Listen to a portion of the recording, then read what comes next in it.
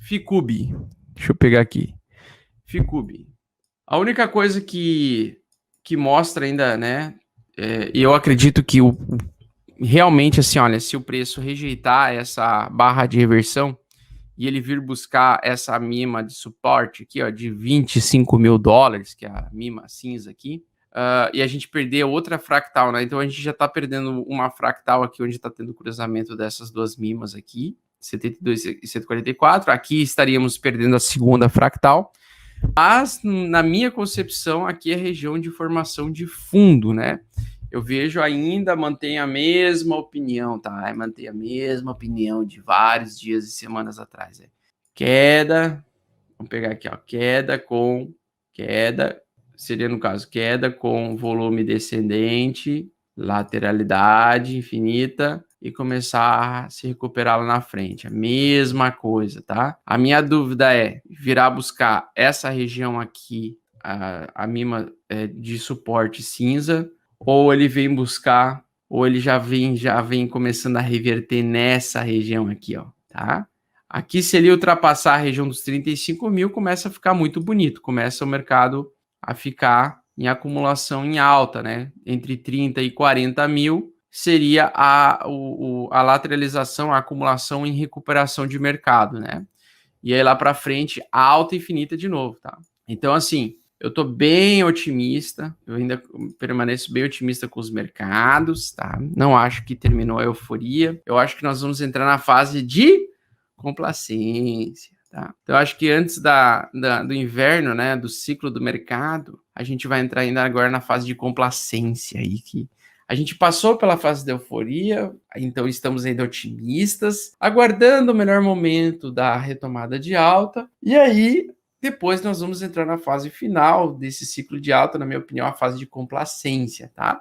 Para depois o mercado voltar a cair violentamente de novo, e nós temos muito medos, ansiedades e assim por diante, tá? E de redistribuições aí de lucro, tá? Outra coisa e a parte final, antes de eu atender lá o nosso jovem que está chegando, o número de endereços ativos já está fazendo fundo mais alto do que o fundo anterior, então nós estamos tendo uma divergência bullish nesse indicador aqui de atividade de endereços, tá? Então o mercado está voltando a ter uma movimentação maior de endereços ativos, uma quantidade maior de endereços ativos novamente. Isso geralmente mostra a fase de complacência, tá? Então, depois da grande queda, nós temos a fase de complacência. Essa é a grande questão.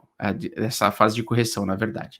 Eu acho que nós estamos no meio de uma correção para o preço continuar subindo. Permaneço com essa opinião ainda, tá? E é só uma opinião. Você pode discordar, você pode me mandar a merda, você pode fazer o que você quiser. Mas o que eu acredito é que nós estamos parecido com o ciclo de 2013, não igual, né? Porque era um tamanho de mercado diferente. Depois de uma grande correção, nós tivemos então um período de lateralidade muito grande aí, que é o período que nós estamos vivendo parecido. E possivelmente nós podemos ter uma segunda onda de alta, então, no final do ano, que é o que eu acredito que pode acontecer, tá? Pelo menos na metade desse ciclo aí. E o número de supply in loss, ou seja, o número de moedas que estão vamos dizer, em prejuízo, né, com valor menor do que quando surgiram, está aumentando. Então, nós temos uma divergência bullish também aqui. Uma coisa que eu quero mostrar para vocês, né? Quando o mercado cai, nós temos realmente um número bem alto, né? Um número crescente de supply em prejuízo. Acontece que todas as vezes que ele tem essas altas, né? Bem acima, nós temos fundo, formação de fundo. E quando nós temos o derretimento dessas moedas desse supply em prejuízo, nós temos alta, né? Então, quando nós temos essa divergência aqui, eu gosto, beleza? É bom encontrar divergência nesse indicador aqui, porque isso aqui indica que, pô, o prejuízo ele não vai se sustentar por muito tempo, não vai ter ainda uma manutenção de tantos ativos em prejuízo. Em algum momento isso aqui vai reverter. E na minha concepção, isso aqui pode estar muito próximo de acontecer, tá? Outra coisa, o número de realização de prejuízos máximos já terminou, então não tem mais tanta gente realizando prejuízo. Diga-se de passagem, tem mais gente realizando lucro do que prejuízo agora, nesse presente momento. Agora é exatamente prejuízo, né, no dia de hoje, mas recentemente começou a o mercado a ter lucro novamente. E aí começam os spikes de lucro, novamente, a aparecerem quando retoma a tendência de alta. Então, eu já gostei de ver esse spikezinho aqui de alta que vocês estão enxergando, tá? Isso aqui também, possivelmente, é uma retomada de alta, que está querendo ser antecipada aí pelos realizadores de lucro versus prejuízos institucionais, principalmente. E quando nós temos as realizações de prejuízos históricas, são as limpas do mercado, né? Então, recentemente tivemos uma grande limpas do mercado, uma grande quantidade de realização de prejuízo. O que deve ter de gente realizado prejuízo ontem antes de dormir não foi brincadeira, possivelmente por isso que quando isso aqui atualizar, amanhã eu quero ver possivelmente outro spike de realização de prejuízo, né? Mas o que me interessa é isso aqui, ó. Começou a realizar, começou a aparecer lucro no meio dessa pegada aqui, podemos ter, então, uma troca de polaridade, uma troca de tendência, e apesar que o junho e julho foram os primeiros meses, né, o junho e julho de 2021 foram a primeira sequência de meses em queda, um após o outro, como nunca tinha acontecido antes, nós podemos ter, então, uma probabilidade maior de que agosto seja o mês de troca de polaridade, de sair de uma tendência de baixa em julho e migrar para agosto. E possivelmente agosto pode ser o primeiro mês de alta dessa sequência de 4 meses de queda consecutivas. O Bitcoin, acho que ele nunca chegou a ter exatamente mais do que 4 meses de baixa, tá? Não quer dizer que no futuro não vai acontecer, o futuro não precisa repetir o passado, e isso é muito provável. Só que ele é ritmado, né? O ritmo ragatanga dessa galera insalubre desse mercado cripto, ele é parecido, né? Então ele é ritmado. Ele não é igual, mas ele é ritmado. Então, que nem aquela vez, né? Eu falei janeiro verde. Não aconteceu janeiro verde, mas aconteceu fevereiro verde. E aí, a partir de fevereiro, o mercado começou a subir. Eu lembro muito bem que eu participava do grupo do Bitnada, né? No Telegram, o pessoal me tirava sarro, me zoava muito, porque eu falei assim: olha, o mercado estava nessa condição aqui, ó. Deixa eu mostrar aqui para vocês. Eu lembro muito bem dessa época, tá? Porque foi na época que eu comecei o meu canal. Então, aqui, ó. Chegou aqui novembro. Deixa eu pular aqui um pouquinho. Aqui. Chegou novembro. Aí nós tivemos um mês em queda, em dezembro.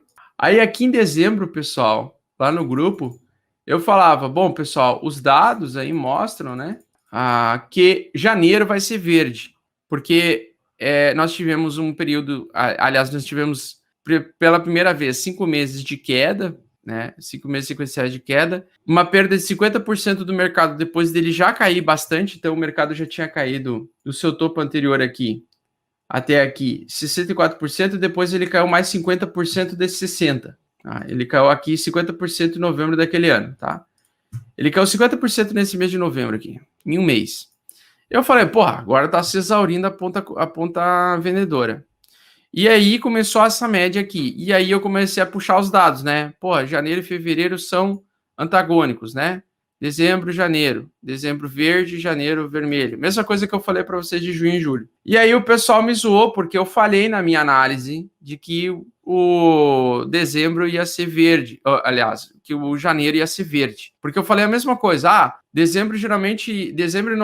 é uma coisa que eu sempre falo, né? Dezembro e janeiro e junho e julho, nos meses no mercado cripto, geralmente eles são meses de troca de reversão de tendência. Então, se chega em dezembro verde, em janeiro ele começa a ficar vermelho o mercado. Ele tende a trocar a polaridade. Não quer dizer que janeiro vai ser, por exemplo, se dezembro for verde, janeiro tem que ser obrigatoriamente vermelho. Mas se ele for verde e janeiro for verde, a probabilidade maior passa-se para ser vermelho em fevereiro e ter uma reversão a partir desse ponto. Porque se você pega junho e julho e dezembro e janeiro, geralmente são meses em que eles indicam as reversões majoritárias de tendência do Bitcoin.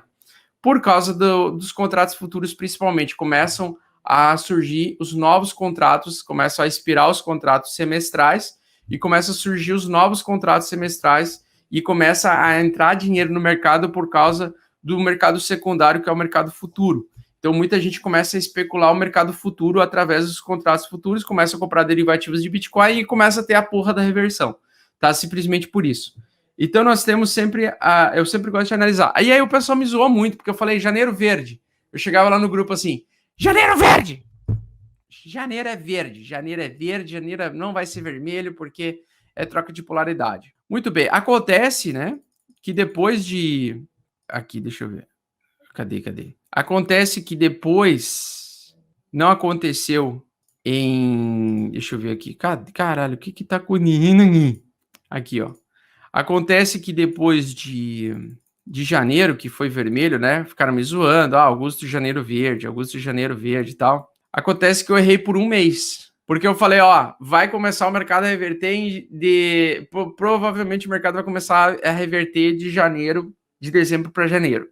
E aí vai ser janeiro verde. Só que daí eu fui zoado, ficaram me zoando, mas eu mantive a minha ideia. Comprei 5 bitcoins a 3.200 e 3.600, entre 3.200 e 3.600, eu não comprei todos eles ao mesmo preço. E o mercado, desde então, em fevereiro, ele começou a reversão, né? Então nós temos ali acima da média de 8 semanal, nós tivemos a reversão, tá? Então eu sempre fico atento ao mercado cripto nesse período então eu errei por um mês, ó. Eu falei janeiro verde. Mas foda-se que eu errei por um mês. É a mesma coisa que eu tô falando de junho para julho, tá? Eu quero que vocês peguem a porra do gráfico aí de vocês, a BLX, tá? O importante é entender o conceito aí, entender a expectativa aqui, tá? Você pega os meses aí de dezembro e janeiro, vamos pegar aqui os meses de dezembro e janeiro aqui, ó.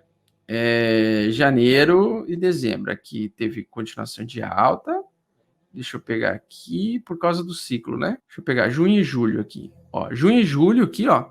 Aqui eu esperava possível reversão. Não aconteceu. Então, possivelmente vai acontecer em agosto, tá? Só em agosto lá a gente vai gravar, a gente vai saber. Janeiro, dezembro aqui foi reversão, estava em tendência de baixa, veio uma pequena alta, Covid. Mas ele ia tender a subir a partir desse ponto aqui. Tinha passado a média de 8, veio a história do Covid, cisne negro, queda, mas logo depois retomada de alta. Janeiro e dezembro, aqui também, deixa eu ver aqui janeiro, nós temos as mudanças de ciclo nesses períodos aí. Deixa eu pegar aqui janeiro e dezembro. Olha, janeiro verde, aliás, dezembro verde, janeiro vermelho, né? Deixa eu pegar aqui, janeiro, dezembro, janeiro. Aqui. Então, aqui, ó, aqui nós tivemos reversão, esse período aqui. Aqui nós tivemos meses antagônicos, janeiro e dezembro antagônicos, janeiro e dezembro antagônicos. Aqui nós tivemos reversão, aqui nós tivemos reversão. Então, basicamente, nós temos pontos de reversão, supostamente nessas datas, né? Então, eu sempre tenho que ficar ligado nesses períodos aí, tá? Sempre ficar ligado nesses períodos. E um detalhe bem interessante, né? Às vezes nessas reversões nós temos também o preço justamente bem na região de acumulação no gráfico mensal, né? Lembrando que o Bitcoin, mesmo em tendência de alta, no mensal ele nunca perdeu a sua tendência de alta, perdeu brevemente, ele chegou na região 40, mas nunca ficou abaixo do ponto 40, né? Então, quanto mais próximo historicamente falando, tá? Quanto mais próximos temos da região 50 do RSI no mensal, região 50 seriam os melhores pontos de comprar Bitcoin na história, né? Então, toda vez que nós temos aproximação dessa região, são os melhores fundos, digamos assim. Mesmo aqueles pontos em que ele veio abaixo aqui na região 40 do RSI. Porque no mensal, conforme eu já expliquei para vocês, a tendência do Bitcoin no mensal sempre foi de alta, nunca foi de baixa. O mensal do Bitcoin sempre foi tendência de alta, tá? Mesmo com as grandes quedas, as grandes correções. Se no mensal, se você acredita no ativo, ele não perdeu seus fundamentos, é sempre interessante tentar comprar o mais próximo possível da região 50 ou região 40 do RSI mensal, tá? E agora nós estamos muito próximos aí de novo, né? Mesmo que o Bitcoin caísse para 25 mil, ele poderia vir a apontar aqui na região 50 do RSI, mesmo se nós tivéssemos uma continuação de queda aqui, né? Se ele chegar nessa região de 50 do RSI, seria supostamente zona de compra de holder, né? Então, nós estamos muito próximo da zona de compra de holders, certo? Esse seria um bom indício. Média de 8, não apontando mais para baixo no mensal, apontando de lado. Para mim, é fim de acumulação, tá? Posso estar 100% enganado, mas, na minha opinião, nós estamos em fim de acumulação e depois é alta infinita de novo. A partir de agosto, começar a subir essa porra desse mercado aqui, tá? Lembrando, é só minha opinião. Não sou dono da verdade, não tenho bola de cristal, não tenho visão além do alcance. Basicamente é isso.